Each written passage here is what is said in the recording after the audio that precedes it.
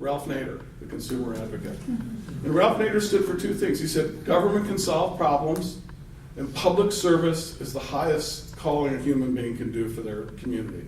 And those were the two things that the business community detested, both of those ideas. That you should take care of number one, that's the only thing that matters. Public service is hooey. You get into politics to take care of people, take care of number one, line your pockets. And government is only evil unless it's in our pocket, then it's good. We don't want to talk about that too much. So starting in the 1970s, they wanted to change America fundamentally. And they started in the 1970s, a number of groups were created. But the most influential thing is a memo, and I don't know if you've had a speaker talk about this here before.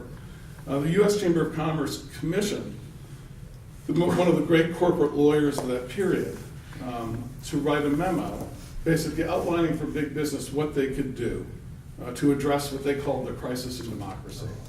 And as one book famously put it, by crisis of democracy, they meant there was too much democracy. By crisis of democracy, they said that traditionally apathetic people, young people, workers, minorities, women, who normally just sat on the couch and let traditional rulers run the country, were getting too uppity. And so they said, well, this is creating a crisis of democracy. All these people making demands on the system that used to just shut up. So they said, what we have to do is get the people back. This document, I'm not making this stuff up. So we got to get people back on the couches. We got to depoliticize this country again, make it uncool to be interested in politics. And so the traditional rulers can take charge. So the Chamber of Commerce commissioned this memorandum just to go to maybe 50 or 60 billionaires and CEOs and members of the Chamber of Commerce. And it was written, and you can see it online. I'd urge you to go to the internet and look up Google Powell Memo, 1971, and you can read it. And it lays out basically a game plan for dismantling the democratic infrastructure of America. They basically said we've got to make the schools, public education, colleges, we've got to make them be much more pro-business. We've got to make them much more utilitarian. This stuff of teaching poor kids to think like they actually have a life, that's got to go. Their job is to clean the toilets. We don't want them thinking about what a crappy job that is. Just clean it and shut up. That's the motto. They want to get rid of media. They said this media, this is not at all sympathetic to business. We've got to get the owners of media to corral it in and make them much more pro-business. We've got to take the infrastructure that people come to make opinions that are critical of business and to make it our friend again, make it we dominate, so we will have pro-business outcomes through education and through news media. They said, this election thing is a problem. There are more of them than us, and here I'm paraphrasing. So what we have to do is we have to have unlimited billionaire spending on elections and business spending. If we get that, our chances of winning elections go way up. They wrote this down, it's in the Powell Memo. They said also, we've got to get serious about politics in Washington. Every business needs to basically start hiring people to do politics in Washington, lobbyists. And lobbying's got to become as important as any position in business. So after that memo comes out, a couple of interesting things happened. The guy who wrote it, Lewis Powell, was put on the U.S. Supreme Court, where he became the champion of the idea that led to Citizens United, of unlimited billionaire business spending on elections. That was his pet cause from the day he got on the court. And also you see immediately all the institutions he outlined came about. We saw all sorts of right-wing groups to get rid of public education, to harass college professors, to harass the media, to start new right-wing media, to cultivate their worldview. And we also saw, most importantly, a massive increase in lobbying, a tenfold increase between 1973 and 1983 of corporate lobbying in Washington, D.C. Completely changed the city and the country. And when I was growing up, when I'm looking in this room, I think this is true for most of my audience, Washington, D.C. was this quiet, middle-class, backwater bureaucrat town. It wasn't a town with rich people. You went to L.A. or New York or Detroit to find rich people, or Chicago. You didn't go to Washington. It's just bureaucrats, middle-class people. Well, after the K Street, after the explosion of lobbying money between 1970 and 1983 through to today, Washington, D.C. is now it is like Silicon Valley. I mean, it is a source of fame. 5 of the 10 richest counties in America are the counties surrounding Washington, D.C. None of them were on that list 35 years ago, 40 years ago. It's all lobbyists. The term K Street didn't exist. Now it's a street like Madison Avenue or Wall Street. It signifies an entire industry of corporate lobbyists who get paid enormous incomes. Half of the members of Congress today, when they leave Congress, move up. They cross over to K Street and start making high 6- and 7-figure incomes. In 1970, before Lewis Powell's memo, 2% of ex-Congress people became lobbyists. 2%. Most would come back to places like this and get a job at Whitewater, teach a class or two, and then retire. Go off into the woods. Today, you go to the Senate, you quit midterm when you get your $1.5 million job like Jim DeMint got as a lobbyist. That's where the money is. Being in public life is just a way to cash in all your chips when you cross the street to K Street. You have to, while you're in public life then, and Lewis Powell understood this, that while you are a senator or a member of Congress, the way you get the highest possible paycheck at K Street is to show the people at K Street you're their guy. You know, Dennis Kucinich is not getting one of those jobs. You know, those are goofballs. Ron Paul is not getting one of those jobs. It's sort of the people who aren't with the system of like the job of government is to enrich them. They don't get those jobs. So if you want to make a living, a great living, get rich in public life, which is the hallmark of a corrupt society, you do exactly what our politicians are doing. You get what we have, dollarocracy. So they wanted to change this country, and they did. They depoliticized us. They got the voting rates back down to very low levels. In presidential years, we'd nudge over 50%.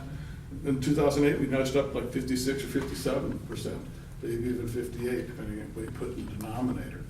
But basically, the voter turnout rate's low and sinking, and we have a political system that's completely incapable of addressing these great crises. That's what we face. Now, one of the things we have to do, and I'll talk a little about media, because that's my area of work. You know, I'm quite critical of the way professional journalism developed in the United States, because under the illusion of being ostensibly neutral and unbiased, it tended to allow those in power to set the range of legitimate debate. And so if they were debating something, it would accurately convey an elite debate on politics. But if you were outside of the elite debate, you were taken seriously, you were trivialized or marginalized. So it meant when people in power agreed on something, that our journalism was pretty close to propaganda. So when people in power, and this is true to this today, when people in power all agree the United States has some sort of 007 right to invade any country it wants, which people in both parties think, that America alone is the only country in the world that can invade any country it wants at any time for any reason. That's not debated in our news media. You don't see a reporter saying, hey, wait a second, why are we invading country X, you know? Didn't we invade those 42 countries in the last decade? Why are we allowed to do this? No one, journalists ask, our politicians ask. It's just taken for granted. When a journalist goes outside the mainstream consensus, they're considered opinionated, unprofessional, not being objective, not being serious. They're asking that question. And so that professional journalism, even at its best, had that bias. It had some good things going for it, don't get me wrong, but that was a built-in bias. But today what we're seeing with journalism is not just its degeneration for commercial pressures or political corruption or whatever. We're seeing it's just the elimination of journalism even existing at all. To some extent, this was due initially to commercial pressure.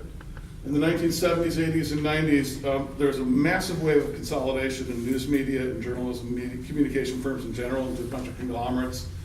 And what the companies found is they paid an enormous amount of money to buy newspaper chains or broadcasting networks, and they wanted to recoup their money and make as much profit as possible. They're businesses, after all. And so they found that they could lay off journalists and still have no effect on their revenue. If you have a monopoly newspaper, people still bought the newspaper. You still sold the ads. So if you were a journalist, all it did was increase your bottom line. You had less labor costs. So during the 1990s, which was a period of spectacular profitability for American news media and communication corporations, the 90s was a wonderful decade for them. We also saw the number of journalists decline. The number of journalists covering science, the number of foreign correspondents literally declined, although our population was increasing fairly sharply in the 1990s, and the economy was cooking by relative historical standards. And there was declining because these companies say, well, we'll just lay these people off, we can still make a lot of money, and it doesn't affect our sales, because we have a monopoly newspaper, or we have only one of the 3 TV stations in the community. So we still get the same revenue, we pay out less, we have fewer journalists. And that became how things were ordered. But that looks like a golden age today, because that began the process that the internet then ended. And this is why. Journalism since the late 19th century has gotten, in America, in most countries, but in the United States, has gotten between 50 and 100% of all the revenues to pay for it came from advertising. 50 to 100%, depending on the medium. Newspapers, 60 to 80%, magazines, 50 to 80%, radio and television news, 100%, until cable came along, and then went down maybe to 80 there. But advertising paved the way for journalism. That was the way our system worked. And advertising in the internet era no longer needs to buy advertising to support journalism. And the reason for that is that if you're an advertiser today, initially they thought, well, all the newspapers would go online and you'd buy ads on the website, like you used to buy them in the newspaper or on the broadcast. But today you don't buy ads on a website unless you know nothing about business. You don't just go buy an ad on a newspaper's website and hope your target audience will go to that website and it will be a successful ad and you'll sell more of your product. Instead, what you do is you go to one of the 4 great ad networks nationally, Yahoo, AOL, Microsoft, or Google, and you say, I want to get 2 million women 18 to 34 who live in these 4 states who might be in the market to buy an automobile in the next 6 months. And they will find those 2 million women wherever they are on the web. Wherever they are. They will say, your ad will go to those 2 million women and no one else. Because they know everywhere you are. They know everything about you on the internet. They know exactly where you are. They can find you. Now, they don't know your name necessarily, but they know everything else about you. They know all your demographic information. And if they want to, they can find your name. So what this means is that now advertisers no longer need to cut in a news medium and give them a piece of the action to attract their customer. They go to this network and they skip the paying off a content producer, a journalist, a website altogether. Now the newspapers do get some money, their websites do. If you happen to go to a newspaper website all the time, they might track you down there, then they have to give one gazillionth of a penny to the website for that one hit. There is a cost there. But the amount that websites get from internet, news websites get from internet advertising, they keep under 10% of the revenues that go to the newspaper, that go on newspaper websites now. They used to get 100% of it. Most of it goes to networks, and there's much less of it that goes, because to an advertiser, they don't care if they get you at the news, if they want to advertise to you, they don't care if you see it at a newspaper website, or if you see it at ESPN, or if you see it at the Best Buy website. They just want you to see it. That's all they care about. And they want the least expensive, most efficient way to do their product. And what that means is the revenues for journalism are drying up. They just aren't there. There's not going to be a digital transition where we're going to have paid working journalists in newsrooms competing with each other with editors and fact checkers doing high quality stuff. I've written about this at length. This is probably the heart of my research over the last 10 years. This gives a graphic example of this. And what you find is that in city after city, state after state, there are probably about 35% the number of working reporters per capita as there were in the late 1980s, maybe 1 in 3. State capital after state capital, I visit every time I go throughout the country. I don't know what Madison had in '88 when I first moved there, but I think it was along the lines of 24 full-time reporters covering the state capital and state government. I'm willing to bet it's under 5 now, if that. Illinois, I think Illinois is down to 1 or 2. Illinois is a big state. In the state government, you need someone watching it in Illinois. And they're here too, everywhere. In Illinois, even when they had reporters, these guys are pretty crappy.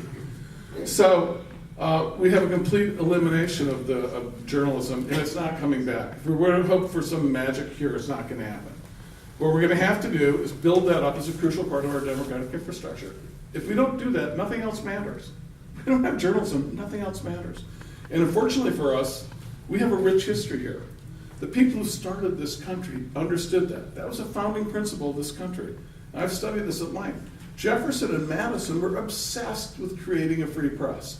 They understood unless you had the document of the Constitution, the Declaration of Independence, meant nothing. Unless people could have independent information that drew them into public life and gave them information, as Jefferson said, then people with all the property will just keep ruling the country like everywhere else in the world has always been. That's the only way you can have democracy. People without property have a press system that draws them into public life as effective participants. And what the framers did is they instituted massive public subsidies. The post office was basically the newspaper delivery service of America for the first 100 years. Until the 1830s, every newspaper in America was distributed by the mails. And what the founders of this country did, when they set up the post office, which had 90% of all federal employees through the 19th century, that's basically what the federal government did, was distribute newspapers. What they did is they said, what are we going to charge newspapers to go through the mails? And they basically made it completely subsidized. So that a letter cost 20 cents and a newspaper cost a half cent, even though a newspaper was big and fat and a letter was skinny. They subsidized it to the tune, in today's dollars, of $30 to $35 billion a year. Because that's how important having newspapers was to them. They said, this is a fundamental part of the American project. Now that twiddled away. Now the genius of that subsidy was that it went, no matter your viewpoint, you qualified. They didn't say, your party gets it, your paper gets it, you don't, I don't like what you do. Everyone qualified. You didn't have to pass any litmus test. And we know how this is because the great scandals of that era when Southern post offices refused to deliver abolitionist newspapers, they were scandals because that was so rare that anything like that would ever happen. There would be any form of censorship. So that was a brilliant public policy that gave us 10 times the number of newspapers per capita of any other country in the world at that time. That was the basis of American democracy, especially in the northern states. That went away with the rise of advertising and the commercial press system by the late 19th century. But now the commercial system is dying. We've got to come up with the same sort of public policies the framers of this country came up with to give us independent, uncensored news media. And it can't just be a form of corporate welfare to give some media corporation money to pollute our brains with their garbage. It's got to be the sort of subsidy that goes to nonprofit, non-commercial groups, and whatever is produced has to be put out in the public domain. We're not trying to get people rich. We're trying to create journalism here. It's a solvable problem, but it's going to take a political movement to do it. And I'm convinced we will win that fight eventually, because there's nothing outstanding if you study it as much as I have and you've worked with policymakers. In fact, what I would say is all these problems are solvable. Unemployment problems solvable. Public education solvable. Environment, even climate change, solvable. That's not the issue. The issue is whether we can have a political system that makes it possible for us to actually do that, to make the solutions, or if it will remain in the hands of those who benefit by not changing anything. That's the great crisis. We've got the numbers on our side.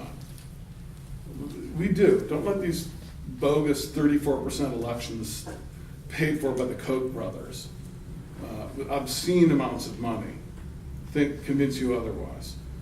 They know we have the numbers on our side. They've known that since the 70s, which is why they rigged the system. So they spend all this money, they suppress the vote of people they don't think will vote for them.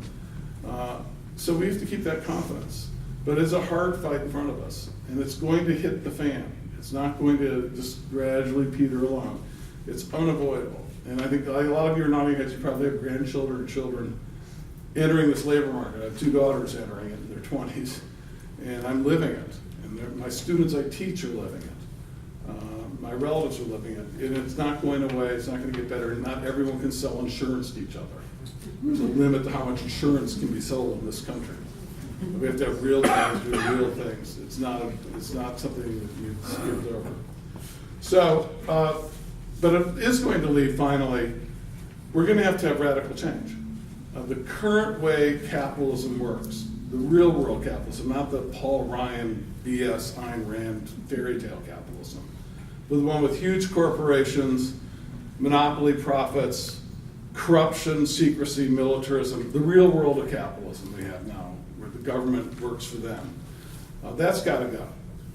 We might end up having some version of capitalism, we might end up having some version of free enterprise. We'll see. But that's to be determined by the people democratically. What sort of economy we have has to grow out of the informed consent of the people who live in this country, who create the wealth of this country, and who live with the economy that's selected are the ones who pay the price for it. And that's our great struggle, is linking democratic practices to shaping our political economy going forward. Thank you.